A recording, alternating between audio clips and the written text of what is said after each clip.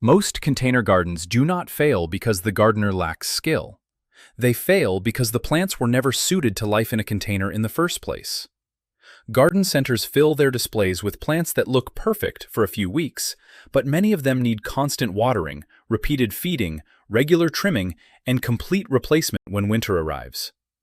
By late summer, the flowers are fading, the roots are overheating, and the gardener is left wondering what went wrong. But a container does not have to be a temporary decoration.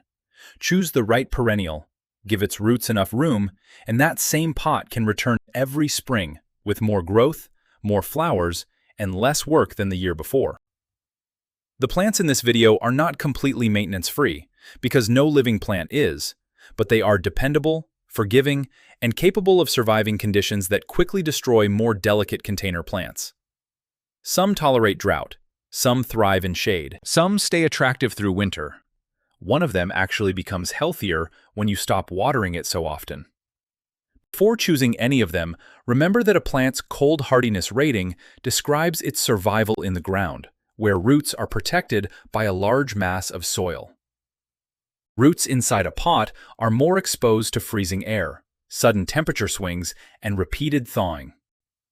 A perennial labeled hardy in your zone may still need a larger container or a protected winter position. That detail matters, and it is one of the main reasons gardeners lose supposedly hardy plants.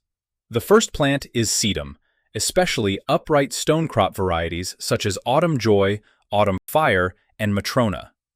Sedum leaves store moisture, allowing the plant to remain firm long after the soil surface has dried.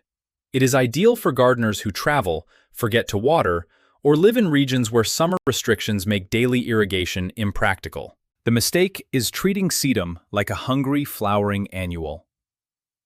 Rich soil and frequent fertilizer create soft stems that stretch, lean, and collapse under the weight of their own flowers. A lean, fast-draining potting mix produces a shorter, stronger, more attractive plant. Give it full sun, use a container with unobstructed drainage holes, and allow the upper part of the mix to dry before watering again. Upright sedums change character as the year progresses. Fresh green stems rise in spring, broad flower heads form in summer, and those heads deepen from pale pink to dusty rose, copper, or burgundy as autumn temperatures arrive. Leave the dried stems standing after flowering. Frost collects on the seed heads, birds investigate them, and the container continues to look deliberate instead of empty. Sedum is commonly hardy across a wide range of American climates, but containers in colder regions should be large enough to buffer the roots from rapid freezing. The second plant is lavender, one of the most frequently purchased and most frequently overwatered perennials in container gardening. Lavender evolved in sunny regions with rocky, sharply drained soil. Its roots dislike remaining wet, especially when temperatures are cool. Many gardeners bring home a healthy plant, place it in ordinary moisture-retentive potting mix, set a saucer underneath the pot, and water whenever the surface looks slightly dry. The plant begins to decline from below, the stems darken, and the gardener assumes it needed more water. That response finishes the damage. The solution is not a layer of stones at the bottom of the pot. Gravel does not repair a dense soil mix and can leave less usable root space. What matters is a container with open drainage holes and a mix amended throughout with coarse perlite, pumice, or horticultural grit. English lavenders such as Hidcote and Munstead are compact and relatively cold tolerant. Lavandin varieties such as Grosso grow larger and produce long, fragrant stems. Phenomenal is often selected where summer heat and humidity make traditional English lavender difficult, although even heat-tolerant lavender still needs excellent airflow and drainage. Place the container where it receives strong sunlight. Water deeply, allow the excess to escape, and then wait until the mix has dried significantly before watering again. Avoid heavy feeding. Too much nitrogen produces lush, green growth at the expense of fragrance, compact form, and flower production. Lightly shape the plant after flowering, but never cut deeply into old, leafless wood, because lavender may not regenerate from it. The third plant is Russian sage, now commonly classified as Salvia yangii, although many gardeners still know it by its older botanical name, Perovskia. Russian sage brings height, movement, silver foliage, and a long haze of blue-purple flowers to a sunny container. Once established, it tolerates heat and dry conditions far better than most plants with an equally long flowering season. The aromatic leaves are rarely the first choice of deer or rabbits, and the flowers attract bees throughout summer. A common concern is that Russian sage will become too large for a pot. That depends on the variety. Older forms can grow tall and wide, but compact selections, such as Little Spire and Denim and Lace, are easier to manage in containers. Give the plant a large, heavy pot that will not tip when the flowering stems catch the wind. Avoid rich, constantly moist soil, which encourages weak growth. In late winter or early spring, cut the old stems back to several inches above the soil, just as fresh buds begin to appear. Do not cut it to the ground in autumn in cold areas. Standing stems help catch snow and provide some protection around the crown. The fourth plant is hens and chicks, or sempervivum, a perennial succulent that quietly multiplies without needing any help from the gardener. The central rosette is traditionally called the hen, and the smaller offsets forming around it are the chicks. Each offset can eventually become an independent plant. This makes sempervivum especially useful for shallow bowls, stone troughs, wall planters, and containers where ordinary flowering plants would struggle. They tolerate cold surprisingly well because many species originated in exposed mountainous regions. Their greatest enemy is not frost. It is wet soil combined with limited airflow. Plant them in a gritty, succulent mix, keep the crown above the soil surface, and never allow fallen leaves or mulch to remain packed between the rosettes. Cobweb varieties carry fine white fibers across their leaves. Some cultivars change from green to red, bronze, or purple as temperatures and sunlight change. A mature rosette eventually sends up a tall flower stalk. That individual rosette dies after flowering, but the surrounding offsets continue growing. Do not try to save the flowering rosette by removing the stalk. The process is natural. Instead, make sure the younger plants have room to spread. If your hens and chicks survive but produce very few offsets, the container may be too crowded, too shaded, or too wet. The fifth plant is catmint, particularly compact forms such as Walker's Low, Junior Walker, and cat's pajamas. Catmint produces soft gray-green foliage and clouds of violet-blue flowers that can continue for months when the plant is managed correctly. Bees visit it constantly, yet deer often leave the aromatic foliage alone. Catmint looks relaxed rather than formal, making it a good choice for cottage-style containers and sunny patio combinations. The one task that transforms its performance is cutting it back after the first major flush of flowers begins to fade. Many gardeners remove only the brown flower tips, leaving long, tired stems underneath. Instead, reduce the whole plant by roughly 1/3 to 1/2. Water it, and wait. Fresh foliage appears quickly, followed by another wave of flowers. The plant may look bare for a short period, but the second bloom is worth the temporary gap. Catmint needs full sun for the densest growth, although light afternoon shade can help in extremely hot regions. Once established, it handles occasional dryness, but a container will still dry more quickly than garden soil. Water when the upper layer is dry, rather than following a rigid calendar.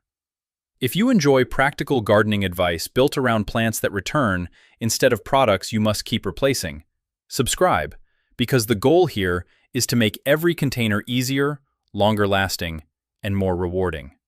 The sixth plant is hosta, and it proves that a low-maintenance container garden does not have to sit in full sun.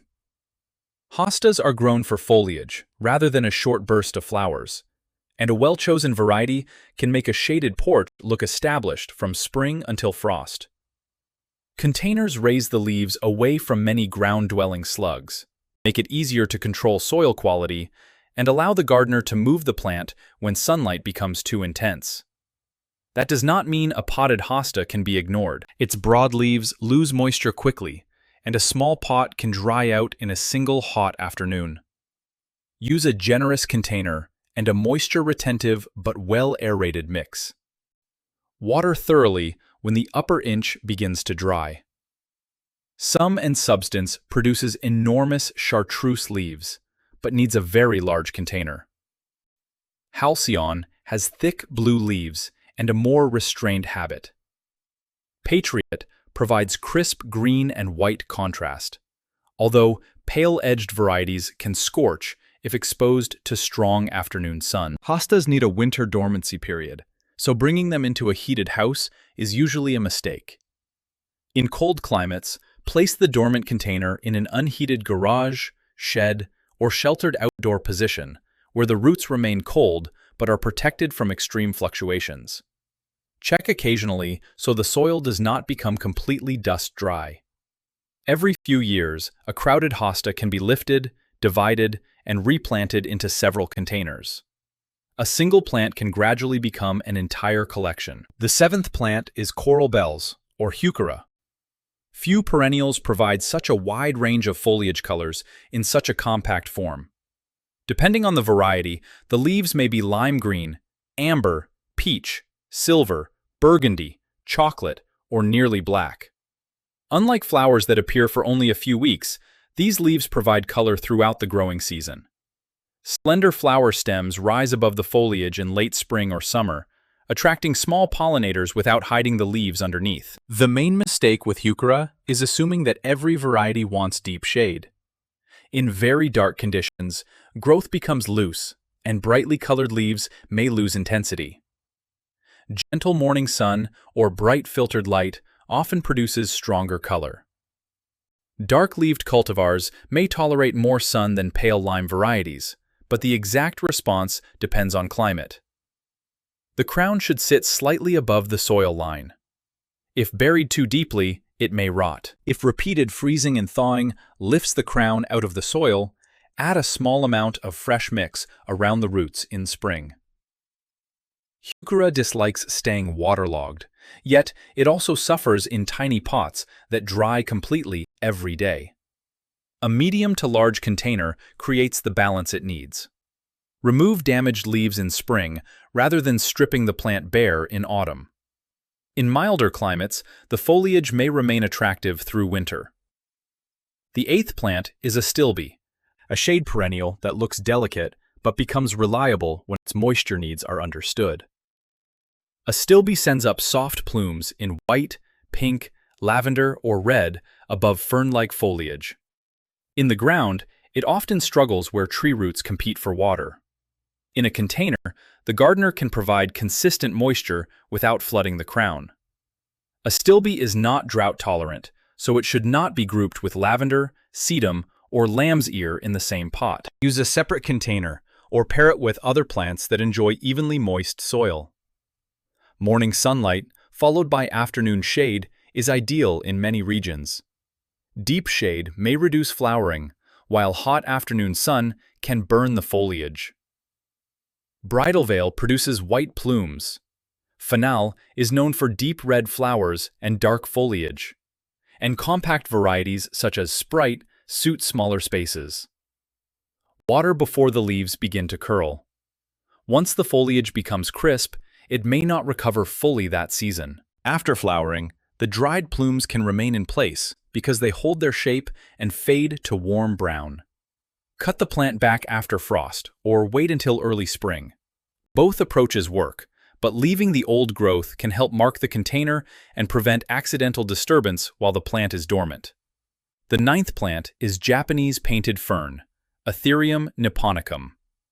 Standard green ferns create softness, but Japanese painted fern adds silver, gray, burgundy, and purple tones that appear almost metallic in shade.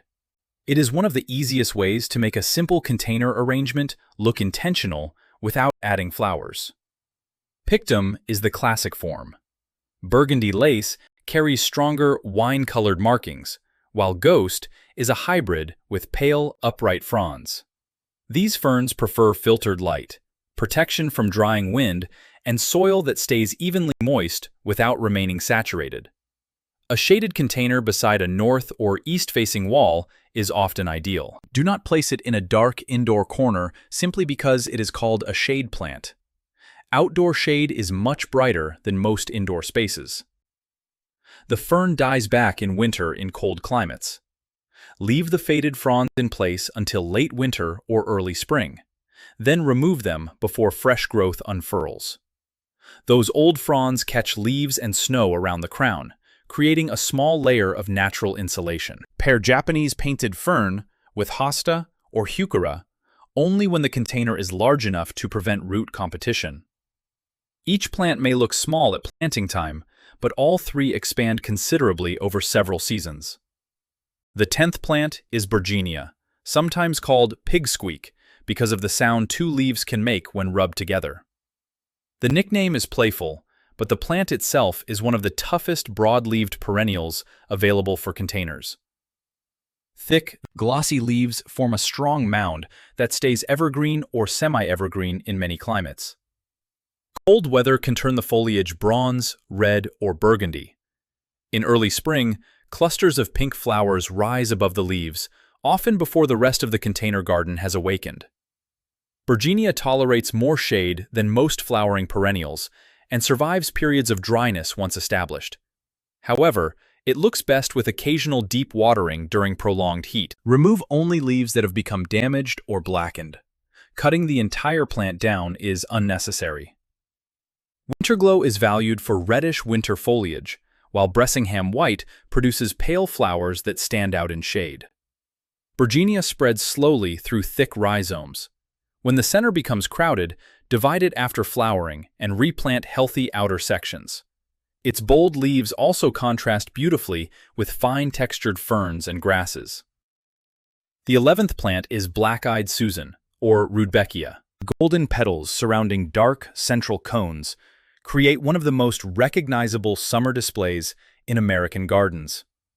Compact perennial varieties perform well in large containers and usually become stronger after their first winter. Goldsturm is a dependable selection with upright stems and deep yellow flowers.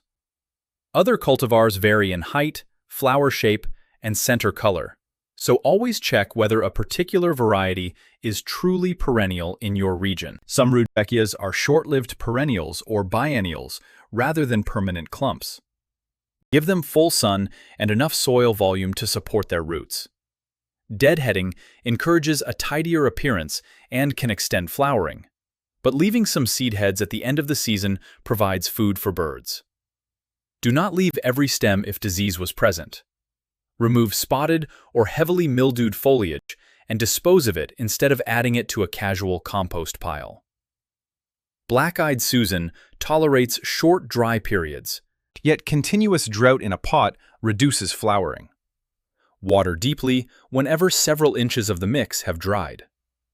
The plant may self-seed, but seedlings will not always match a named cultivar exactly. That unpredictability can be part of the fun. The 12th plant is lamb's ear, Stachys byzantina, the plant that often looks better when the gardener stops trying to pamper it. Its leaves are covered in soft silver hairs that reflect sunlight and reduce moisture loss. Those same hairs also trap water when the foliage remains wet for too long. In humid weather or poorly ventilated conditions, the lower leaves can rot. Water the soil instead of showering the entire plant, and allow the mix to dry between waterings. Place the container where air can circulate around the leaves. Helen von Stein, also sold as big ears, produces large leaves and flowers less heavily than many other types, allowing the foliage to remain the main feature. Smaller varieties work well near the front of a mixed container. Remove mushy or damaged leaves as soon as they appear. Do not cover the crown with thick mulch. Lamb's ear prefers full sun in moderate climates, but afternoon shade can reduce stress where summers are extremely hot and humid. This plant offers something most containers lack: Texture people immediately want to touch. Place it near a seat or along a path where its silver foliage can be seen up close. The 13th plant is daylily, hemerocallis. An individual flower lasts only a day, but a healthy plant produces many buds, allowing the display to continue for weeks. Reblooming cultivars can flower more than once in a season. Stella de Oro remains popular because it is compact, widely adaptable, and suitable for containers. Happy Returns offers softer yellow flowers, while numerous modern cultivars provide orange, red, pink, purple, and patterned blooms. A daylily is not a true lily, which is important for gardeners with pets, but it should still not be treated as edible or harmless without checking reliable guidance for the specific situation. Daylilies grow best with strong light. In hot climates, afternoon shade can preserve flower color and reduce stress. Use a deep container because the fleshy roots need room. Water consistently during bud formation and flowering. A drought-stressed plant may survive, but it will produce fewer flowers. Remove spent flower stalks when the bloom cycle ends, but leave healthy foliage until it yellows naturally. Every few years, divide a crowded clump and reset the healthiest fans into fresh mix. One established container can become several without purchasing new plants. The 14th plant is ornamental grass, a category that provides movement and winter structure when flowering plants have finished. Karl Forster featherreed grass is tall, narrow, and strongly vertical, making it useful where floor space is limited but height is needed. It can still grow several feet tall, so it requires a large, stable container. Blue fescue forms a much smaller mound of blue-gray leaves and suits compact patios. Little blue stem varieties offer warm red, copper, and orange tones in autumn. Not every ornamental grass behaves the same way. Some prefer consistently moist soil, while others demand sharp drainage. Some spread aggressively through rhizomes and should be avoided in mixed containers. Check the mature size before planting. Leave the dry stems standing through winter unless they become damaged or create a safety issue. They catch frost, move in the wind, and protect the crown. Cut warm-season grasses back in late winter before new growth begins. Cool-season grasses may begin growing earlier and should be trimmed with more care. A grass that outgrows its container can be divided with a sturdy knife or spade, but this job becomes difficult if it is postponed for too many years. The 15th plant is coneflower, echinacea, a North American native loved by pollinators and seed-eating birds. Classic purple coneflowers are usually more dependable than some highly bred novelty colors, especially in cold or wet climates. Magnus produces broad pink-purple petals, while white swan offers pale flowers around orange cones. Modern double orange and red cultivars can be striking, but they may require more careful sighting and may not live as long as simpler forms. Coneflowers need sun, airflow, and good drainage. They develop deep roots in the ground, so a tall container is preferable to a shallow bowl. Water regularly during the first growing season. Once the roots fill the container, allow the upper mix to dry slightly before watering again. Do not keep the crown constantly wet. Deadheading can encourage additional flowers, but leave the final cones standing for birds. Avoid cutting every stem in autumn unless disease was severe. In colder zones, move the container away from areas where winter rain or roof runoff keeps the soil saturated. Cold alone is not always the problem.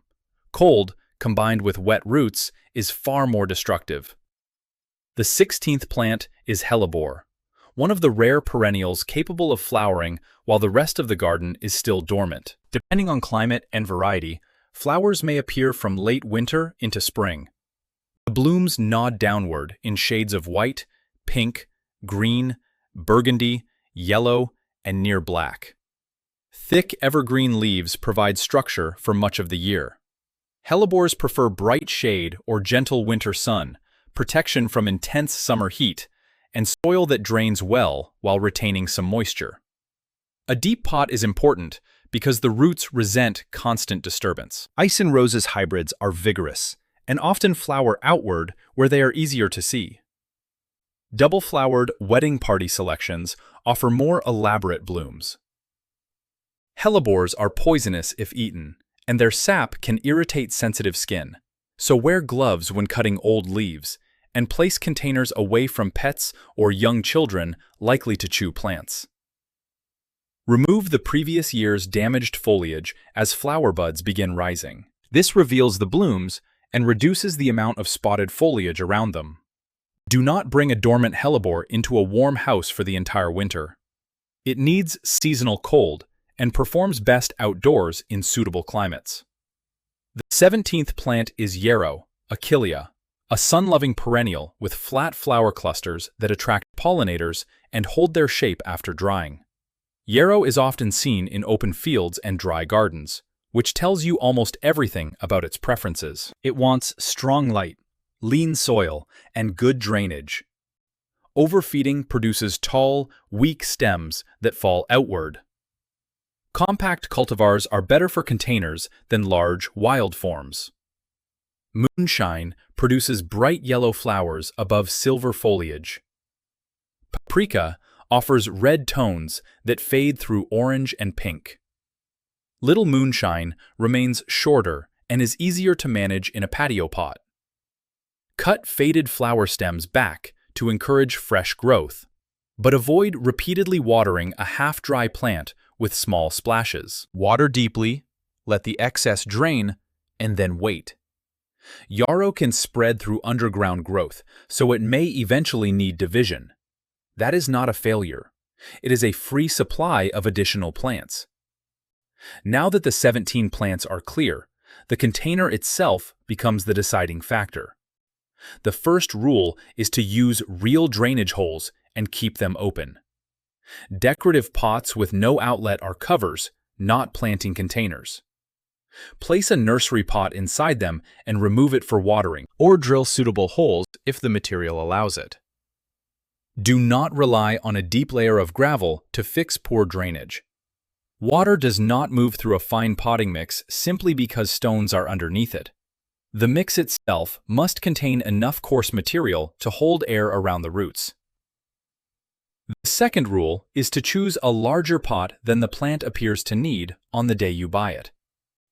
Small pots heat quickly, dry quickly, freeze quickly, and leave almost no margin for error. A larger volume of mix changes temperature more slowly and holds moisture more evenly. That does not mean placing a tiny plant directly into an enormous tub of dense wet compost. Increase the size sensibly and use a mix suited to the plant. Drought-tolerant plants need a more mineral, sharply draining blend. Hostas and astilbes need more moisture retention. Treating every perennial with one universal recipe is how mixed containers become difficult. The third rule is to stop watering by calendar. A plant does not know that it is Tuesday. Push a finger several inches into the mix, lift smaller pots to judge their weight, and observe the leaves. Then, water thoroughly until excess escapes. Empty any outer container that collects water. During winter dormancy, most plants need less water, but dormant roots should not remain completely dry for months. Check sheltered pots occasionally, especially those stored under a roof where rain cannot reach them. The fourth rule is to prepare for winter before the first extreme freeze. Group containers near a protected wall, keep them out of drying wind, and insulate vulnerable pots when necessary. In very cold regions, an unheated garage can protect dormant plants from severe temperature swings.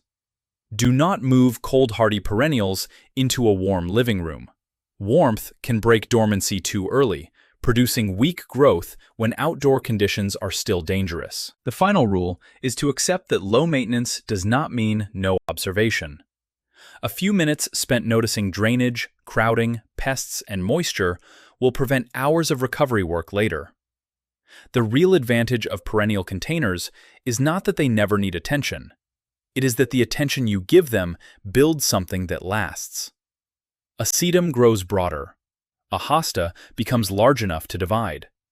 Hens and chicks fill the rim with offsets. A coneflower returns with more stems. Instead of starting from zero every spring, you begin with established plants, already prepared to perform. Before you go, comment with the 3 perennials you would choose for your containers, and tell me your USDA zone so other gardeners can compare what works in different climates. Take care of your plants.